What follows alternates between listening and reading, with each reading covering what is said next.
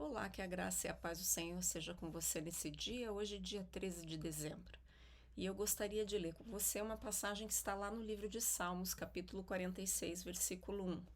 Lá diz assim: Deus é o nosso refúgio e fortaleza, socorro bem presente na angústia. Se nós formos olhar, Levi Lusko, ele nos fala a seguinte frase: os tempos difíceis são um passaporte que lhe dá permissão para ir a lugares que você não chegaria de outra forma. Como seguidores de Cristo, né? Todos nós já tivemos uma experiência sensacional, tremenda na nossa jornada de fé, como estar muitas vezes no topo do monte, né? E se nós formos honestos, com certeza nós gostaríamos de permanecer nessa situação sempre. Mas nós precisamos compreender que pouco crescimento espiritual acontece quando nós estamos nessa situação, por exemplo, no monte. Geralmente é no vale, né? Lembra que até nós falamos sobre a questão no Salmo 23, que fala sobre o vale da sombra da morte? Então, normalmente é nesses vales, quando nós caminhamos por esses vales, que nós temos um progresso espiritual mais substancial. E muitas vezes é exatamente nesses momentos que nós não conseguimos perceber e achamos até esses momentos terríveis, difíceis. Todas as coisas que nós aprendemos nos dias mais fáceis parecem de repente desaparecer, né? A fé que nós dizemos que nunca duvidaríamos, nesses momentos de vale, nós duvidamos. E então entramos num ciclo vicioso e vamos nos sentindo cada vez mais distantes de Deus e nos perguntando: será que algum dia essa situação terrível vai acabar? Todos passamos por esses momentos de secas espirituais, onde literalmente nós somos sedentos e famintos por Deus, mas parece que não conseguimos sentir nenhum pingo da presença dele. É como se nós nos sentíssemos totalmente só. Então nós começamos a nos perguntar por que Deus nos deixou nessa situação, nos permitiu sentir assim. Perguntamos até às vezes a situação de será que ele é real? Mas nós precisamos entender que nós não somos nem a primeira e nem a última pessoa a vivenciar essas temporadas de dissabores.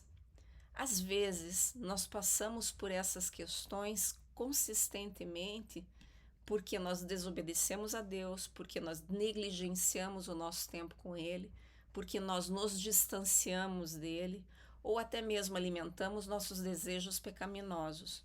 Mas além disso, nós não podemos ignorar que às vezes o Senhor ele permite esse tipo de estação na nossa vida com o intuito de nós chegarmos em seus propósitos.